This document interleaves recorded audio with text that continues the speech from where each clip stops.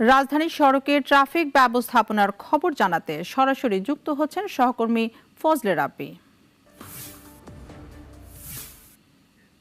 আর রাব্বি, প্রায় এক সপ্তাহ পর সড়কে নেমেছে ট্রাফিক পুলিশ, কিন্তু সড়কগুলোর কি অবস্থা? দায়িত্বরত ছাত্র এবং পুলিশ কি বলছেন?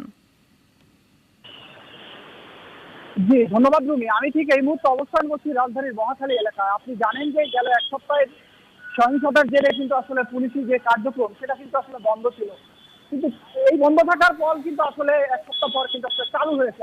যদি আমি ঠিক আমার পেছন সাইডটা দেখা, এখানে কিন্তু আসলে পুলিশের ট্রাফিক, এখন যদি আমি ঠিক আমার পেছন সাইডটা দেখা, এখানে কিন্তু আসলে পুলিশের ট্রাফিক পুলিশ কিন্তু আসলে অবস্থান নিয়ে আছে এবং সকাল থেকে আমি এক ঘন্টারও বেশি সময় আসলে এখানে আসছি।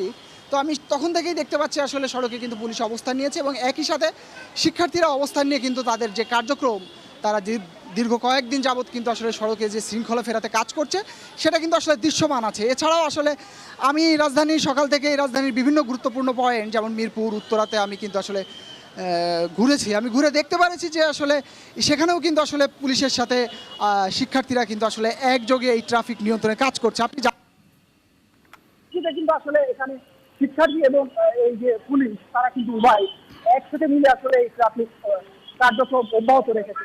পাশাপাশি কয়েকজন শিক্ষার্থীদের সঙ্গে আমি কথা বলেছি, তারা আমাদেরকে ঠিক জানিয়েছে আমাকে যে তারা কিন্তু আসলে এই পরিস্থিতি, অর্থাৎ পুলিশ যতক্ষণ না পর্যন্ত মনে করছে যে তাদের সড়কে শৃঙ্খলা ফেরাতে তাদের ভূমিকা প্রয়োজন, ততক্ষণ পর্যন্ত কিন্তু আসলে তারা সড়কে থাকবে। তো এই ছিল মোটামুটি আমার কাছে এখানে সর্বশেষ অবস্থা ছিল। রাব্বি, আপনাকে অসংখ্য ধন্যবাদ। প্রয়োজনে আবারও যুক্ত করা হবে। 250টিরও বেশি ডিজাইন অপশন নিয়ে ওয়ালটন স্মার্ট ফ্রিজ, বোঝে আপনার প্রয়োজন।